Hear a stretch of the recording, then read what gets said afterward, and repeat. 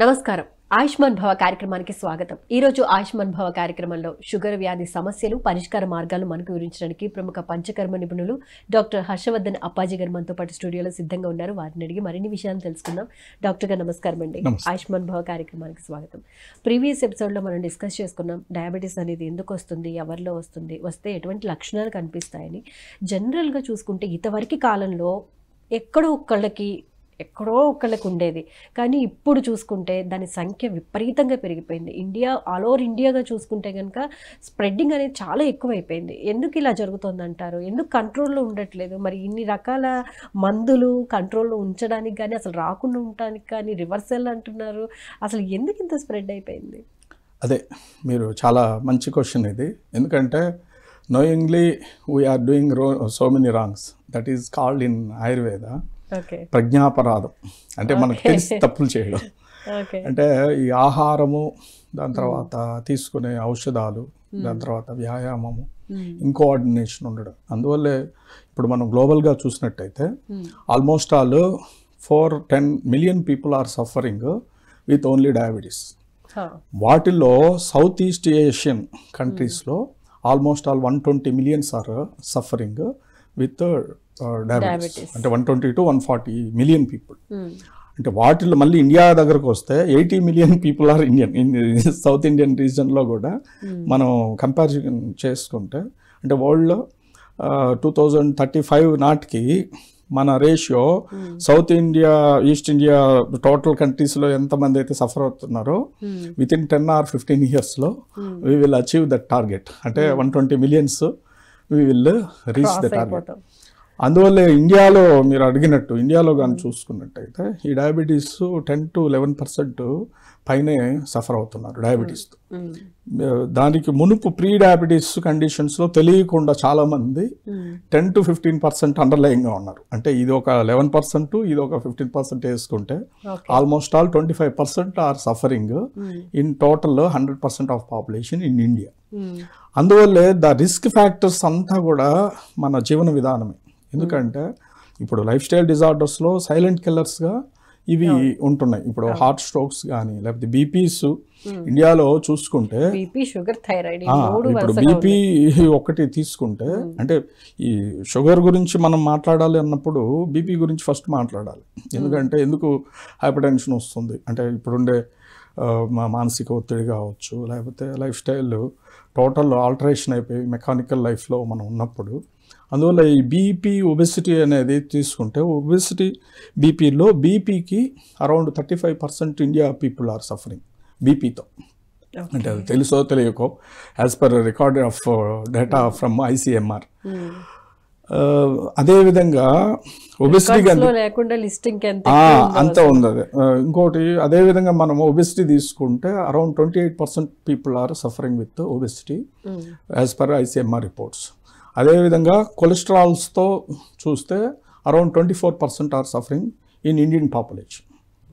ఇప్పుడు ఈ రేషియాస్లో మనం మళ్ళీ మన 2 రాష్ట్రాల్లో చూసుకుంటే, ఇప్పుడు మనం దేశం గురించి వరల్డ్ గురించి ఎత్తుకుంటే మనలో ఏం జరుగుతుంది, 2 తెలుగు రాష్ట్రాల్లో కానీ తీసుకుంటే ఇండియాలో 35% బీపీతో సఫర్ అయితే తెలుగు రాష్ట్రాల్లో 30% సఫర్ అవుతున్నారు. అదేవిధంగా ఒబెసిటీకి వస్తే దే ఆర్ సఫరింగ్, అంటే ఓవరాల్ ఇండియా వచ్చేసి అరౌండ్ 24% ఉంటే ఇక్కడ 20% 20 to 24% ఉంది. ఇది ఓన్లీ ఒబెసిటీ. ఇంకా ట్రైగ్లిజరైడ్స్ ఇండియాలో టోటల్గా 24% ఉంటే ఇక్కడ మన 2 స్టేట్స్కి వచ్చే లోపల ICMR వాళ్ళు ఉండి, అంటే మెటబాలిక్ రేషియో అనేసి ఒక డేటా తీస్తే మనల్ని రెడ్ జోన్లో పెట్టారు. పర్సంటేజెస్ కూడా కారణం అంటే తినే ఆహార పదార్థాల మీద ఆధారపడి ఉంటుంది అంటున్నారు. అంతే. అంటే సిటీ కల్చర్ అనేది ఇప్పుడు చాలా అర్బనైజ్ అండ్ రూరల్ పీపుల్తో కంపారిజన్ చేస్తే, వేరే సిటీ పీపుల్లో 16% ఉంటే విలేజెస్ వాళ్ళ లైఫ్ స్టైల్స్తో పోలిస్తే వాళ్ళ ఫుడ్ హ్యాబిట్స్ కానీ, వాళ్ళు చేసే శారీరక శ్రమ కావచ్చు, వాళ్ళల్లో ఏంటంటే చాలా వరకు తగ్గుతుంది, అంటే ఆఫ్ ద రేట్ ఉంది. 8% వాళ్ళల్లో ఉంటే సిటీస్లో నివసించే వాళ్ళందరికీ పొంచి ఉంది ఈ ప్రమాదం.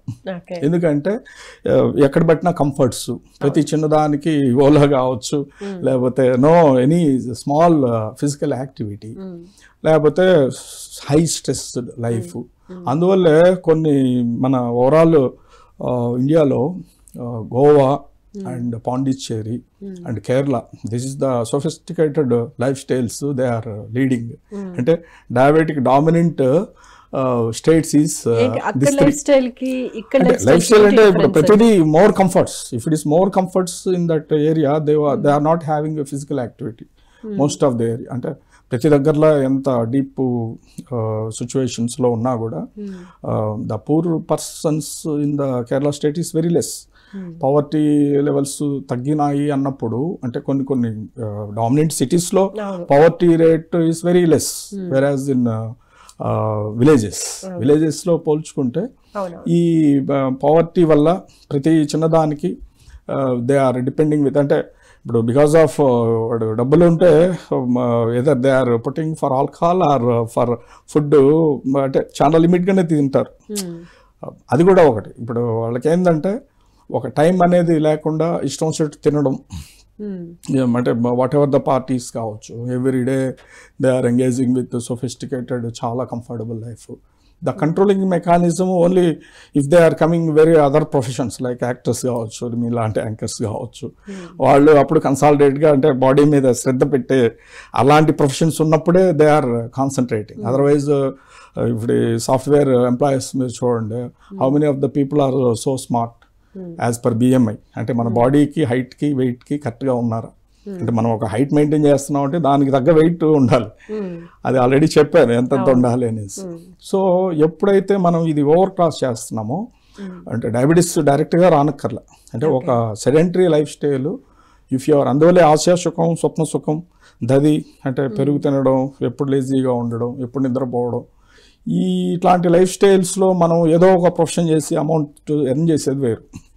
అండర్లయింగ్గా we are inviting obesity, we are inviting triglycerides, we are inviting diabetes next offer. Pre diabetic లో ఉన్నప్పుడు ఎటువంటి జాగ్రత్తలు? అదే ఇప్పుడు పేరెంటల్ డయాబెటీస్ కూడా వన్ ఆఫ్ ద సజెషన్. ఇప్పుడు ఇంట్లో వాళ్ళు ఒకరు పేరెంటల్ డయాబెటీస్ ఉన్నారు అంటే మనం ఇష్టం వచ్చిన స్వీట్స్ తినడం, మనకు రాలేదు కదా వచ్చిన రోజు మనం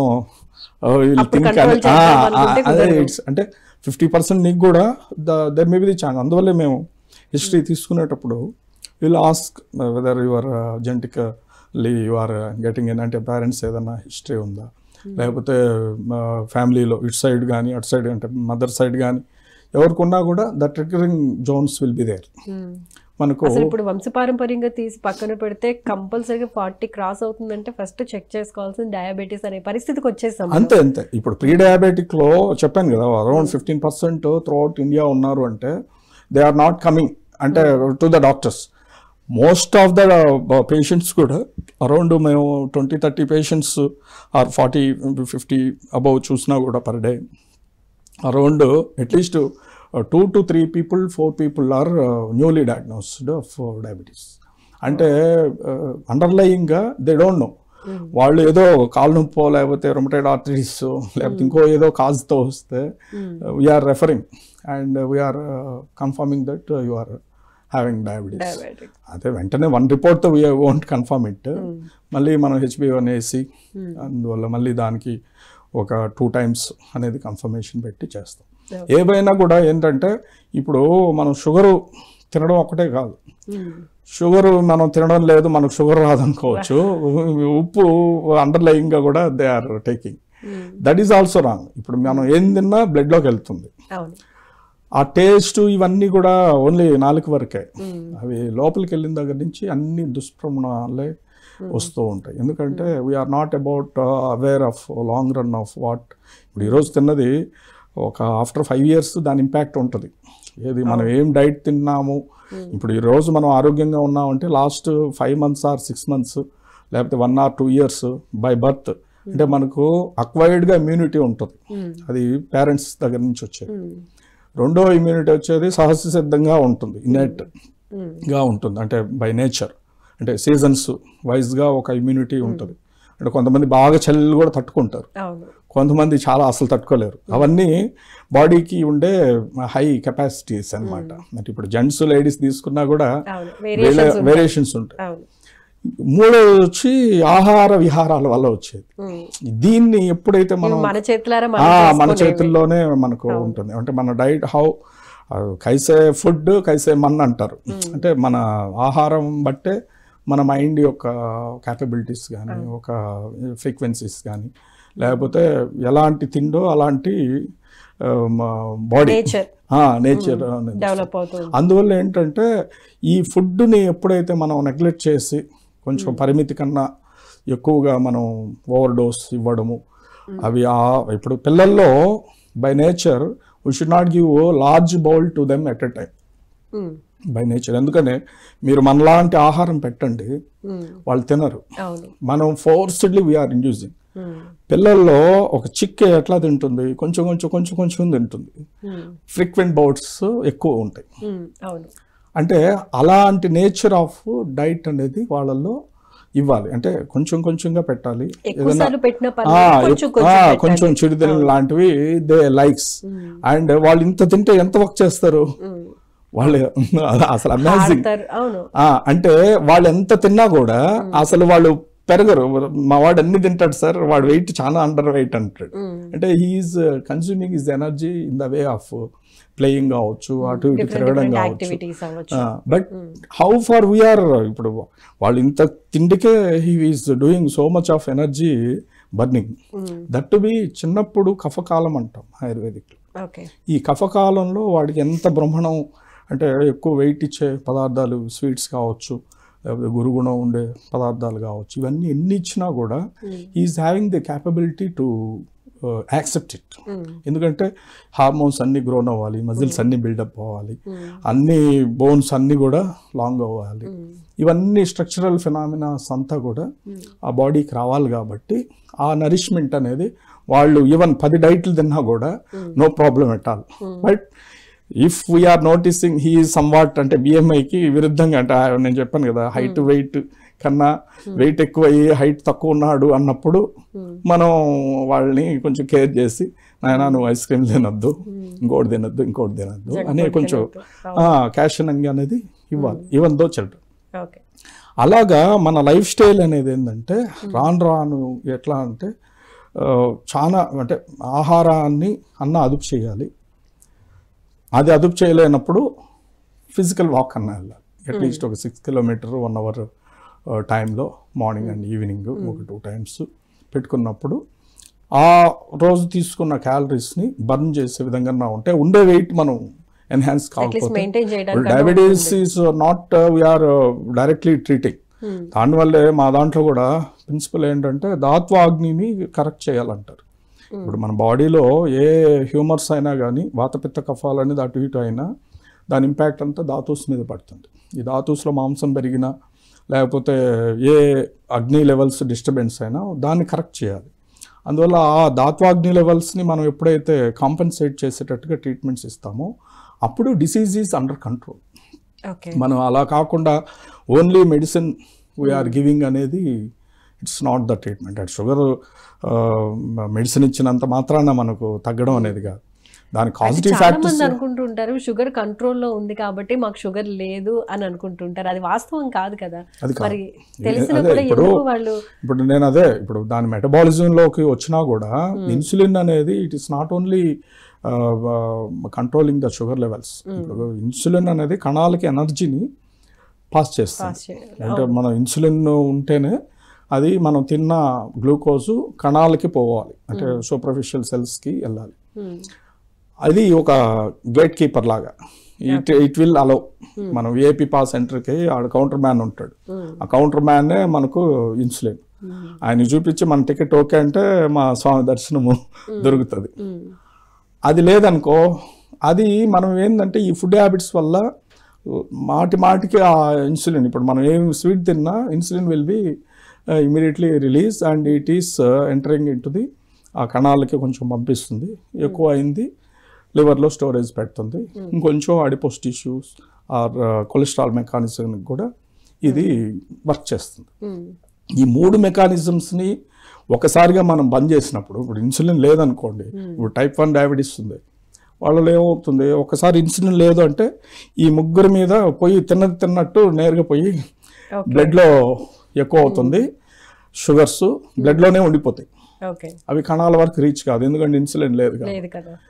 వీడికి 1 మంత్ అయినా 2 మంత్ అయినా డాక్టర్ దగ్గరికి వచ్చి సార్ నేను వెయిట్ తగ్గిపోతున్నాను, బాగా నీరసంగా ఉంది, ఏం చేయాలి అది ఇది అనేసి అంటారు. ఇంక పోయి డౌట్ వచ్చి మేము టెస్ట్ చేస్తే వాళ్ళకు ఉంటుంది. ఇంకా ఎప్పుడైతే ఇన్సులిన్ ఇస్తామో అట్లా ట్రాన్స్పోర్టేషన్ దానికి ఉంటుంది. ఈ ఫ్యాట్ మెటబాలిజం కానీ లేకపోతే గ్లూకోజన్ మెటబాలిజం కానీ, అంటే ఎక్కువ ఉన్న షుగర్స్ని ఎప్పుడు బాడీకి ఏది అవసరం, అందువల్లే మీరు సత్యాగ్రహాలు చూడండి, లేకపోతే ఎనీ ఇప్పుడు పొట్టి శ్రీరాములు ఉన్నారు, ఆయన 1.5 month అట్లానే ఫాస్టింగ్ ఉంటే how he has been maintained without.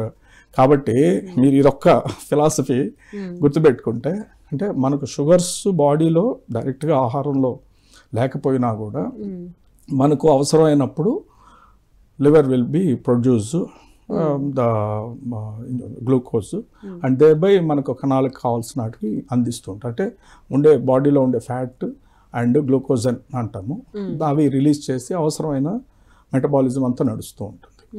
మనం ఉట్టి నీరు మీద కూడా 21 days బ్రహ్మాండంగా ఉండొచ్చు వితౌట్ ఎనీ కార్బోహైడ్రేట్. మీరు ఇంక ఏ డాక్టర్ అవసరం లే, ఉట్టి వాటర్తోనే మనం రెడ్యూస్ అవ్వచ్చు, వెయిట్ రెడ్యూస్ అవ్వచ్చు, ఈవెన్ డయాబెటీస్ రెడ్యూస్ అవ్వచ్చు. అంటే ఈ ఆహారం అనేది అంత రోల్ రెడ్యూస్ అవ్వచ్చు. కానీ ఇప్పుడు డయాబెటిక్ పేషెంట్స్ కొంచెం తినకపోయినా వెంటనే నీరసం రావడం, కళ్ళు అదే డయాబెటీస్ పేషెంట్స్ కి కంపల్సరీగా ఏదో ఒక డైట్ ఇవ్వాలి, ఎందుకంటే ఇన్సులిన్ అనేది లేదు కాబట్టి వాళ్ళకి విగరస్ ఫాస్టింగ్స్ ఇవన్నీ చెప్పం. We should not recommend. Instead we can give the food on time అనేది, ఫుడ్ అనేది కంపల్సరీ. డాక్టర్ గారు, ఈ డయాబెటీస్ ఉన్న వాళ్ళలో కాంప్లికేషన్స్ ఏ విధంగా వస్తాయి తెలుసుకుందాం. అంతకన్నా ముందు ఈ డయాబెటీస్ అనేది చిన్నపిల్లల్లో కూడా ఇప్పుడు కనిపిస్తోంది, ఎందుకు వాళ్ళల్లో ఇది ట్రిగ్గర్ అవుతోంది? అదే ఇప్పుడు చిన్నపిల్లల్లో గెస్టేషనల్ డయాబెటీస్ ఎప్పుడైతే మదర్కి వస్తుందో ఆటోమేటిక్గా పిల్లల్లో కూడా అది స్ప్రెడ్ అవుతుంది. ఓకే, అంటే డెలివరీలోంచే వస్తుందా? డెలివరీ అప్పుడే, అంటే ప్రెగ్నెంట్ అప్పుడు ఎప్పుడైతే బేబీ పెరిగి ప్యాంక్రియాస్ గ్లాండ్ మీద కూడా ఒత్తిడి అయ్యి కొన్నిసార్లు ఆ బీటా సెల్స్ కానీ ఇవన్నీ కూడా సరిగా ట్రాన్స్పోర్టేషన్ కాకపోవడం, అంటే ఇన్సులిన్ రెసిస్టెన్స్ అనేది కామన్గా జరుగుతుంది. But after delivery, after few months after delivery immediately it will B recover in general. కొంతమందిలో అది ట్రిగ్గరింగ్ అయ్యి కొంచెం కాలం ఉంటుంది. దానికి చాలామంది లేడీస్ ఈ మధ్య టీవీ యూట్యూబ్స్లో కూడా చూసినప్పుడు they are so worry while doing HbA1c and all. Instead of that, అంటే డాక్టర్ దగ్గరికి వెళ్ళి మళ్ళీ ఇన్సులిన్లు తీసుకొని అంత గందరగోళం చేయాల్సిన అవసరం లేదు.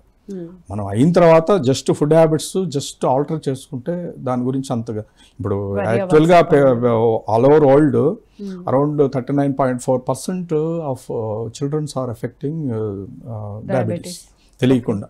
రెండోది వచ్చేసి వాళ్ళలో డెత్ రేట్స్ కూడా around 3.2 lakhs are suffering throughout the world. Among 6,000 deaths was happened only because of diabetes. అంటే దాని గెస్టేషనల్ డయాబెటీస్ ఉండి బేబీ ఇంకా బయటకు వచ్చే లోపల, లేకపోతే విత్ ఇన్ వీక్స్లో they are going to die only. అంటే ఒకసారి బ్లడ్ లెవెల్లో షుగర్స్ ఉన్నాయి అంటే all organs will be delicate. కాబట్టి ఆ గెస్టేషనల్ పీరియడ్ అనేది మనం చాలా అవాయిడ్ చేయాలి. రెండవది పేరెంటల్ డయాబెటీస్, ఇప్పుడు మదర్ అలానే ఒక 1 year సఫర్ అవుతున్నారు డయాబెటీస్ అన్నప్పుడు, they have to take care even to baby, అంటే ఫీడింగ్ అప్పుడు కానీ లేకపోతే, అంటే ఇద్దరికి ఆల్మోస్ట్ ఆల్ వచ్చి ఉంటుంది. అందువల్ల ఏంటంటే they are highly sensitive. Diabetes వస్తే కనుక ఖచ్చితంగా బేబీకి కూడా వచ్చే ప్రమాదం అయితే ఉంది. ఓకే, అందువల్ల ఏంటంటే గెస్టేషనల్ డయాబెటీస్ వన్స్ ఆల్రెడీ ఒక ట్రిగ్గరింగ్ మెకానిజం ఉంది, ఇమీడియట్గా ఆఫ్టర్ 2 months తర్వాత రిలాప్స్ అయింది, 3rd month నుంచి మాకేం లేదని చెప్పి ఈవెన్ ఏ మెడిసిన్స్ లేకపోయినా మనము మళ్ళీ ఛాన్స్ ఇవ్వకూడదు. What I'm saying that causative factors of obesity and even sedentary life style or any food habits, ఇవన్నీ మళ్ళీ ఎప్పుడైతే ఇస్తామో వాళ్ళు ఈవెన్ మా ప్రెగ్నెంట్ కాకపోయినా కూడా మళ్ళీ they will get the gift of diabetes. అందువల్లే pregnant ladies once if they got this type of gestational diabetes, they have to maintain their food, take caring properly and obesity especially. అంటే post pregnancy చాలా దగ్గరలో ఏంటంటే because of hormones మళ్ళీ rebalance లోపల వీళ్ళు food craving ఇవన్నీ కూడా అందువల్ల ఏంటంటే ఓవర్ వెయిట్ ఇవన్నీ కూడా మళ్ళీ ట్రిగరింగ్ జోన్స్. ఒకసారి ఒబెసిటీ వచ్చింది అంటే 80% మళ్ళీ వాళ్ళు హైగా అంటే ఇంకా నెక్స్ట్ గిఫ్ట్ కి రెడీగా ఉంటారు. కాబట్టి they have to take care about. నేను చెప్పేది అంటే డయాబెటీస్ డైరెక్ట్ డీల్ చేసేదానికన్నా షుగర్ లెవెల్ తగ్గించేదానికన్నా obesity you have to be control first. అంటే ఎంత హైట్ కి ఎంత వెయిట్ ఉండాలో ఆ BMI once if you are maintaining and take n number of food no problem. రెండవది వచ్చేసి డైటింగ్ హ్యాబిట్స్ అనేది మార్చాలి. రెండవది విహారం అంటే ఫిజికల్ ఎక్సర్సైజ్ అనేది కంపల్సరీ పెట్టాలి. అందువల్ల ఎప్పుడైతే ఈ రెండు మనం పాటించి కొంచెం బిఎంఐ మెయింటైన్ చేస్తామో then no need of worrying of even BP or obesity or diabetes. ఇవన్నీ ఒకదానికొకటి లింక్ ఉండే డిజార్డర్స్. అంటే అండర్లయింగ్గా యూత్ని ఇప్పుడుండే పబ్లిక్లో ఏం కాదు కదా ఇది ఒక్కసారే అనేసి ఎపిసోడ్స్ వెనక్కి తిరిగి ఈ మంత్లో ఎన్ని పార్టీస్ అటెండ్ అయ్యాము, ఎంత ఫుడ్ తీసుకున్నాము, ఎంత క్యాలరీస్ బర్న్ చేసాము అనేది క్యాల్కులేట్ చేసుకుంటే no one is not doing including doctors. Doctors are most అంటే ఎగ్జాంపుల్ చెప్పేదానికి కూడా దే ఆర్ నాట్ సఫిషియంట్. అంటే even last 2 weeks I didn't walked correctly speaking because of vacation. I have traveled and there I am walking little. But continuous vigor ante because of the lifestyle we have to be alter in other free time. Alaga cheyalannamata. Ante once if you take up that step into the care of health ante to diet and vihara. అంటే మనం diet ఒకటి తీసుకొని nourishment చేయడం అనేది కాదు బలం. ఆహారం వల్ల కొంచెమే వస్తుంది, 50% వస్తుంది బలం. రిమైనింగ్ 50% ఆఫ్ స్ట్రెంగ్త్ అనేది the what activity you are doing దాన్ని బట్టి రిమైనింగ్ స్ట్రెంగ్త్ ఉంటుంది. అందువల్లే మోస్ట్ ఆఫ్ ద యాక్టర్స్ మీరు చూసే ఉంటారు డైట్ కన్నా కూడా ఎక్కువ వాళ్ళు ఫిజికల్ స్టామినాకి ఎక్కువ ఇచ్చి they are maintaining the liquids. అంటే ఉండే ఫ్యాట్ ని మనం బంద్ చేసుకుంటే చాలు ఫస్ట్. దాని తర్వాత ఒకసారి స్లిమ్నెస్ వచ్చిన తర్వాత only liquids and some simple diet అంటే ఏదైనా మొలకెత్తిన అంతే తీసుకుంటాం. ఇదే ఆల్టరేషన్ ఈవెన్ డయాబెటీస్ పేషెంట్ లో కూడా రిక్వైర్డ్. మనం కార్బోహైడ్రేట్స్ ఎక్కువ తీసుకునే కొద్దీ దాన్ని మళ్ళీ నువ్వు బర్న్ చేయాలి. ఇప్పుడు ఉండేదానికే ఇన్సులిన్ రావడం లేదంటే మళ్ళీ మీరు ఇంత తింటూ 4 ఇన్సులిన్ వేసి ఇప్పుడు ఒకసారి బీపీ టాబ్లెట్స్ మనం వేసామంటే బీటా బ్లాకర్స్ కానీ ఏదన్నా ఇమ్యూన్ మీడియేటెడ్ స్టెరాయిడ్స్ ఇట్లాంటివి వాడాము బాడీ కంటే that is induced diabetes. That is 3rd 4th diabetes కింద చెప్తాం. ప్యాంక్రియాస్ డిసీజెస్ కానీ ట్యూమర్స్ కానీ లేకపోతే ఇట్లాంటివన్నీ కూడా ఏంటంటే అన్నోన్గా మనకు తెలియకుండా జరిగే కాజెస్. డయాబెటీస్ లో చూసుకుంటే కాంప్లికేషన్స్ ఏ విధంగా ఉంటాయండి? కాంప్లికేషన్స్ లో చూసుకుంటే మనకు డయాబెటిక్ రెటినోపతి అంటే ఫస్ట్ మైక్రో దగ్గర నుంచి అన్యూరిజమ్స్ స్టార్ట్ అవుతాయి. అంటే మైక్రో టు మ్యాక్రో అంటే చిన్నప్పుడు సూక్ష్మం నుంచి మ్యాక్రో యాంజియోపతి వరకు వెళ్తాయి. ఈ మైక్రో లోపల ఎత్తుకుంటే మనకు రెటినల్ కంటి చూపు పడే దగ్గరలో అది డ్యామేజ్ అవడం దాన్ని డయాబెటిక్ రెటినోపతి అంటాం. అదే కిడ్నీస్ మీద పడినప్పుడు దానికి డయాబెటిక్ నెఫ్రోపతి అంటాం. దాని తర్వాత డయాబెటిక్ న్యూరోపతి అంటారు. అదే పెరిఫరల్గా ఆల్ ఇప్పుడు చేతులు కానీ కాళ్ళు కానీ కొద్ది టైం వాళ్ళు కూర్చున్నా నిలబడినా అది తిమ్మిరి. అంటే డయాబెటీస్ లెవెల్స్ ఎంత ఉంటే ఇప్పుడు డయాబెటిక్ రెటినోపతి అన్నారు కదా, అంటే ఆ ప్రాబ్లం అనేది స్టార్ట్ అవుతుంది. అది ఇప్పుడు ఏంటంటే మనకు డయాబెటీస్ అనేది ఒకసారి నోటీస్ అయ్యింది అంటే ఇమీడియట్ గా ఇవన్నీ కాంప్లికేషన్స్ రావు. ఓన్లీ షుగర్ లెవెల్స్ లోనే ఉంటుంది. దాని తర్వాత వెయిట్ కొంచెం తగ్గడం లేకపోతే అటు ఇటు ఉంటుంది. వన్స్ ఫుడ్ హ్యాబిట్స్ అవన్నీ ఇది చేశాక కాంప్లికేషన్స్ వరకు వెళ్ళవు. కొంతమంది డయాబెటీస్ ఉన్నా అండర్లయింగ్ 6 months 1 year ఇట్లానే ఏదో ఒక హోమ్ రెమెడీస్ అని టీవీలో చెప్పే వాటిని డైరెక్ట్ ఫాలో అయ్యే వాళ్ళు ఉంటారు చాలా మంది.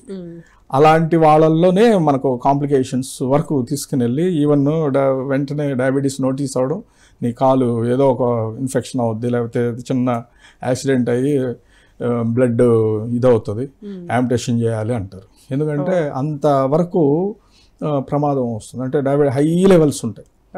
ఆ టైంలో నీకు స్ప్రెడింగ్ ఆఫ్ యాప్సెస్ కానీ ఇవన్నీ కూడా లోపలనే చాలా వరకు డ్యామేజ్ అయిపోతుంది.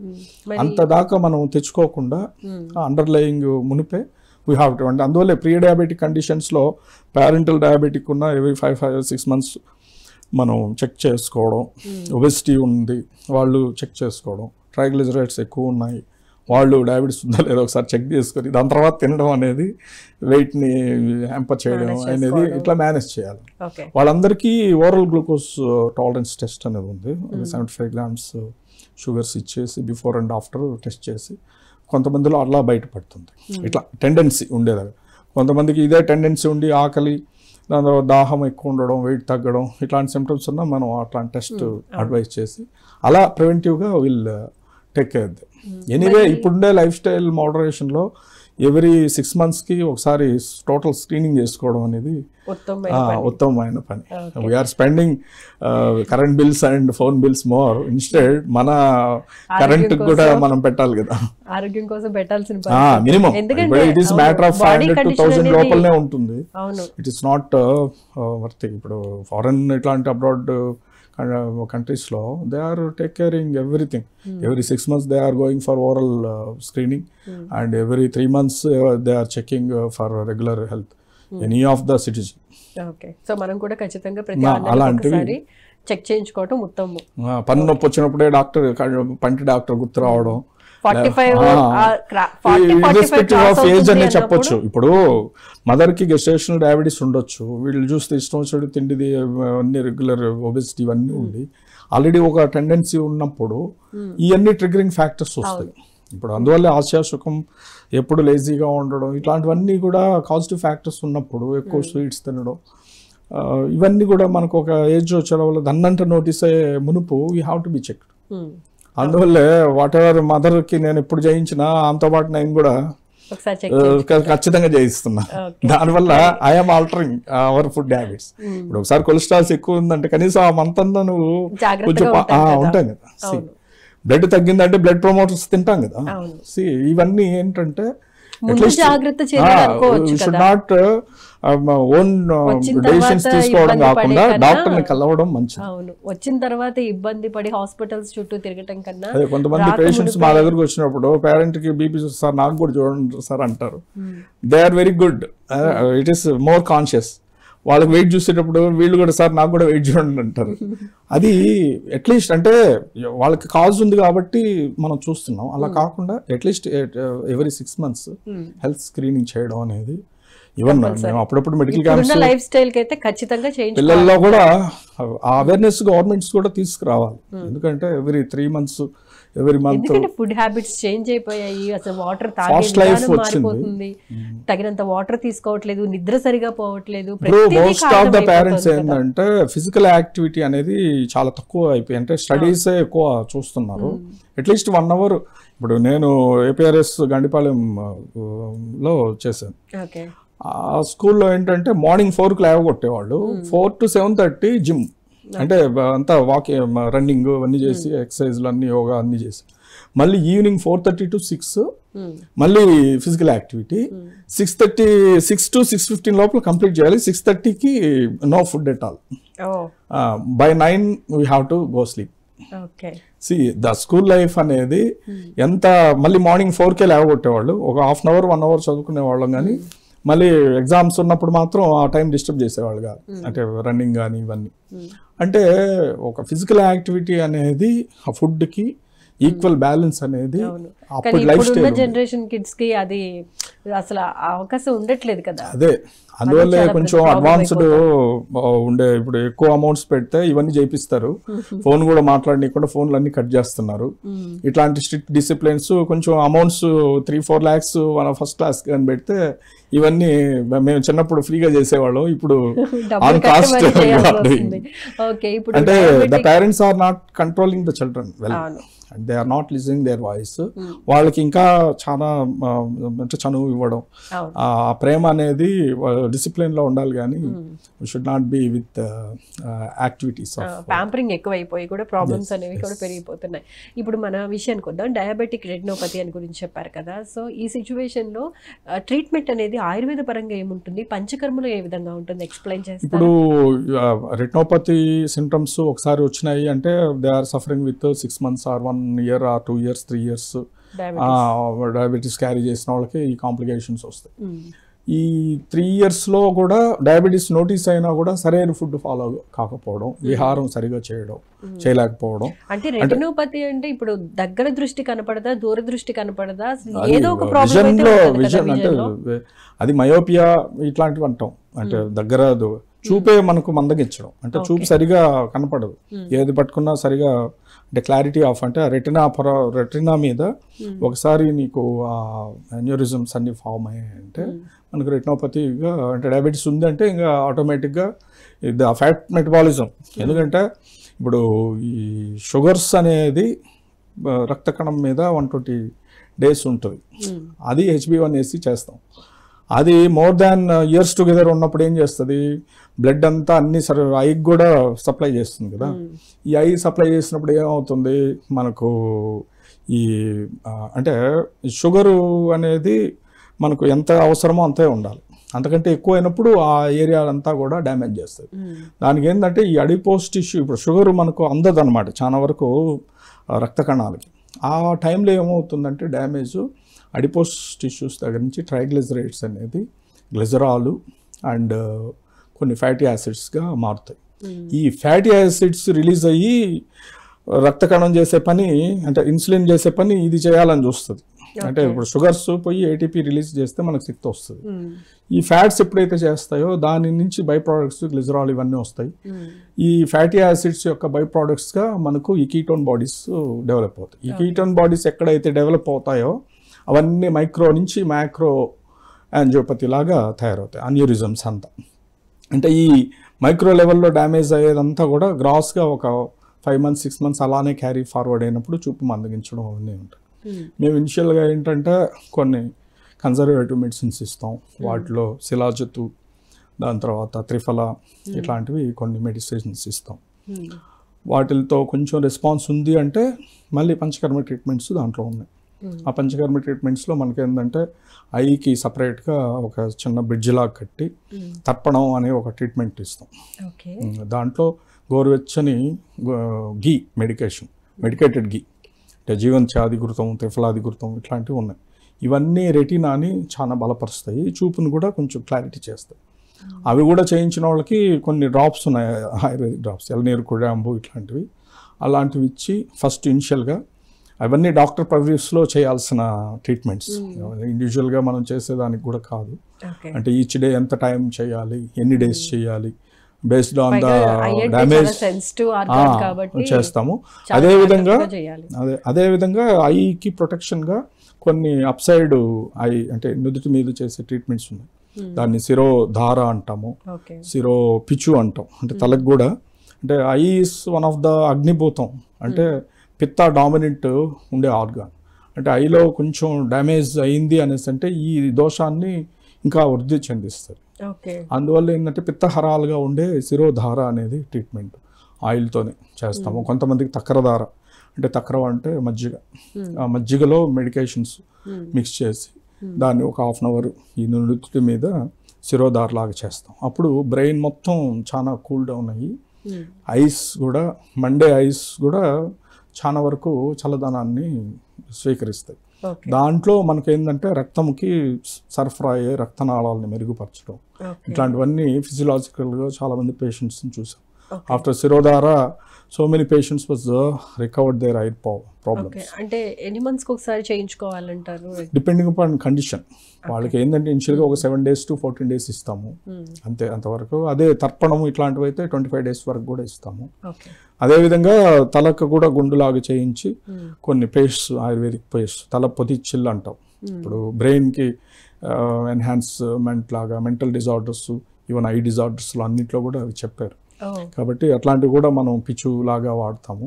తల పొదిచ్చిల్ అని ఈ ఈ హెడ్ మొత్తం ఓకే కవర్ చేసేలాగా ఆయుర్వేదిక్ పౌడర్స్ని పేస్ట్ లాగా చేసి కొంచెం పెడతాం.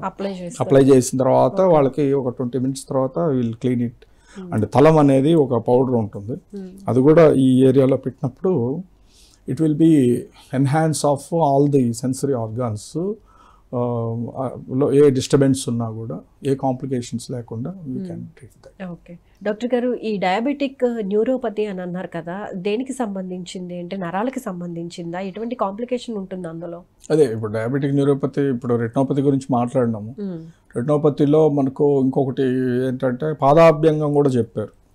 అంటే those who are having retinopathy, first you go for పాదాభ్యంగ for couple of weeks. 2 patients, they got good relief of eye vision improvement.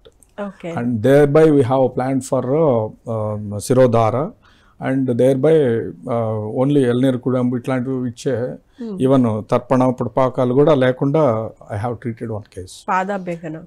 పాదాభ్యంగ అంటే పాదాభ్యంగ చేసుకోవచ్చు. Those who are having all the vision problems, they just go for పాదాభ్యంగ with అదే మనం any నువ్వుల నూనె కానీ లేకపోతే ఈవెన్ కొబ్బరి నూనె కానీ 2 ఆయిల్స్లో ఏదో ఒకటి పెట్టుకొని మీరు పనుకునేటప్పుడు just you have to apply it. And అంటే ఏ డైరెక్షన్ మనకు కంఫర్ట్ ఉందో ఆ డైరెక్షన్లో 1 direction చేసుకోవాలి. చేసుకుంటే డెఫినెట్గా ఐ ప్రాబ్లమ్స్ అన్నీ విల్ బీ క్లియర్. అది ఆల్రెడీ ప్రూవ్డ్ సైన్స్.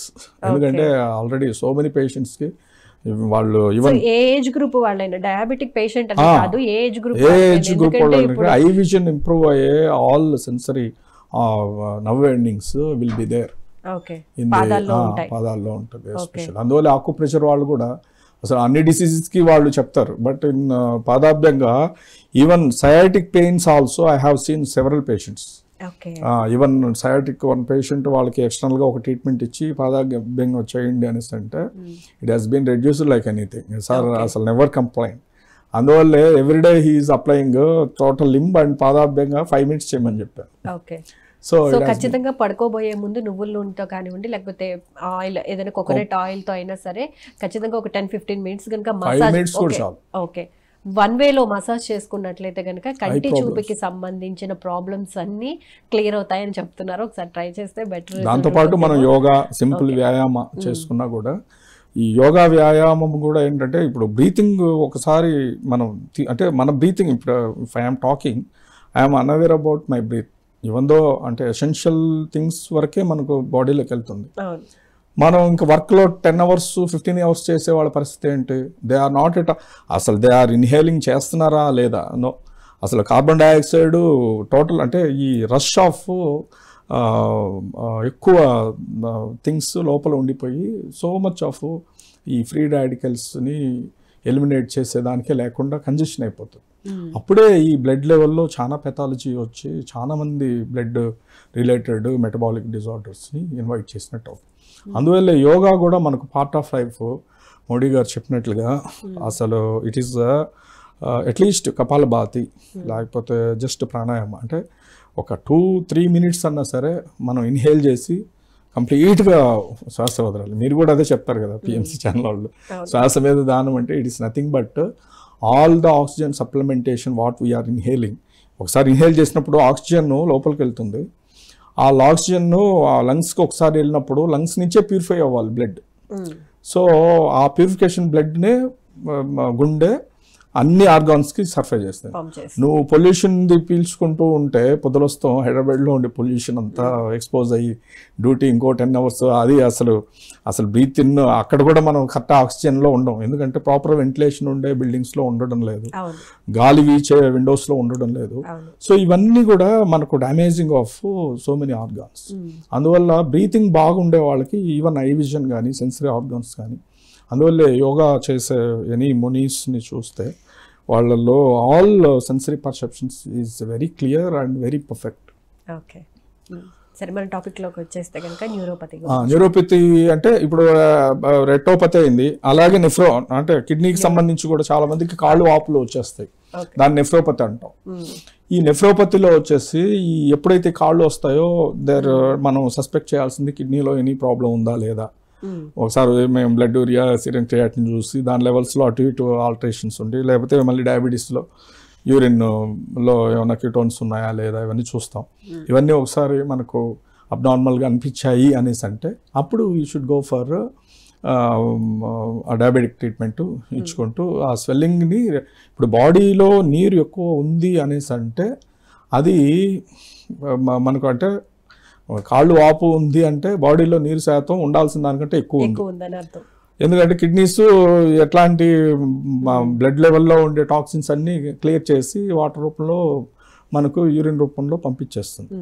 ఒకసారి యూరిన్లో ప్రోటీన్ ఎక్కువ పోతుంది and kidney is unable to send that water అన్నప్పుడు మనకు it will B retain in the blood.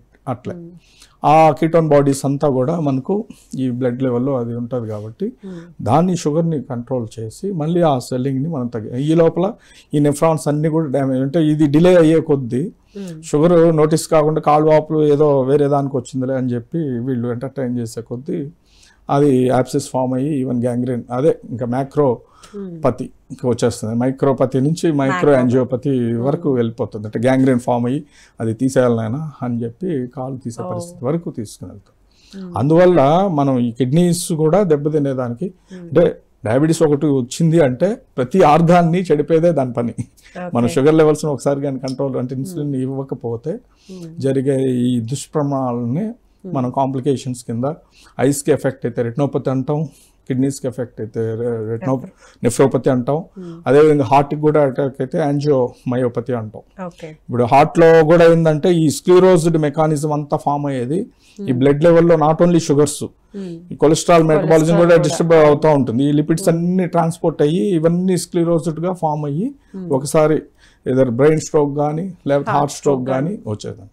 అంటే ఒక డయాబెటీస్ ఎన్ని పనులు అంటే అన్ని ఆర్గాన్స్ ని it will be damage like anything. అంటే it produces cardiac diseases, cerebral vascular strokes, ఇవన్నీ కాంప్లికేషన్స్ ని ఒకసారి వచ్చినాయి అంటే వెంటనే just consult the doctor, reduce the sugar levels and control the dietic schedule. అట్లా న్యూరోపతి అన్నప్పుడు టోటల్ లిమ్స్కి చాలా మందికి ఫ్రోజన్ షోల్డర్ అంటారు. ఆ ఫ్రోజన్ షోల్డర్ అనేది డయాబెటిక్ వాళ్ళకి కామన్గా ఈ కీటోసిడోసిస్ వల్ల ఆ నరాలన్నీ కూడా ముద్దుబారడం, ఈ నరాలు ఈ కాళ్ళల్లో వచ్చినప్పుడు న్యూరోపతి అంటాం. ఈ కాళ్ళు కూడా కొద్దిసేపు కూర్చున్నా కొద్దిసేపు వాపు రావడం లేకపోతే ముద్దుబారినట్టు ఉండడం, ఇవన్నీ పెరిఫరల్ న్యూరోపతి కింద అంటాం. వీటికి ఏంటంటే మేము ఫస్ట్ కొన్ని కషాయాలు ఇస్తాం, నిషాకటకాది కషాయం కానీ అష్టవర్గం కషాయం కానీ లేకపోతే భూనింబాది కషాయం ఇట్లాంటివి ఇచ్చి అంటే బ్లడ్ లెవెల్లో ఫస్ట్ ప్యూరిఫికేషన్ ప్రాసెస్ జరుగుతుంది. ఎందుకంటే కథక అంటే కథక బీజాలు మురికి నీళ్ళలో వేసినా కూడా it will clear that water and crystal clear water వస్తుంది. అది పురాతన కాలంలో వాటర్ అలాగే తాగేవాళ్ళు. ఆ కాంబినేషన్లో కొన్ని మెడికేషన్స్ బ్లడ్ లెవెల్లో ఉండే కొలెస్ట్రాల్స్ని షుగర్స్ని ఇట్ విల్ బి ఆల్టర్. అప్పటికి మనకు ఇది కానప్పుడు కొన్ని రకాల వస్తువులు ఇస్తాము, కొన్ని విరేచనం ఈ రూపంలో వాటిని క్లియర్ చేస్తాము. కొన్ని దగ్గరలో ఏంటంటే ఎక్స్టర్నల్ ట్రీట్మెంట్ ఆకులతో కొంచెం కిడిలాగా కట్టి ఎలకిడి అంటాం కేరళలో, దాన్ని పత్రపోట్ల స్వేదం అంటారు. అంటే వాతాన్ని పిత్తాన్ని తగ్గించే కొన్ని లీవ్స్ని పెట్టి దాంతో ఎక్స్టర్నల్గా కొంచెం మెడికేటెడ్ ఆయిల్స్లో డిప్ చేసి ఆ ఏ ఏరియాలో న్యూరోపతి ఉందో ఆ ఏరియాలో ఇస్తాం. అలాగే కొన్ని షష్టిక రైస్ అనేసి ఒక 90 డేస్లో హార్వెస్ట్ చేసిన రైస్ని రెడ్ రైస్ అంటాం.